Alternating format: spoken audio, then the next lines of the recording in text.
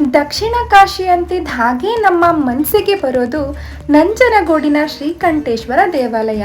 ಅಂದಹಾಗೆ ಇಲ್ಲಿ ಶಿವನನ್ನ ಶ್ರೀಕಂಠೇಶ್ವರ ಅಥವಾ ನಂಜುಂಡೇಶ್ವರ ಅಂತ ಯಾಕೆ ಕರೀತಾರೆ ಗೊತ್ತಾ?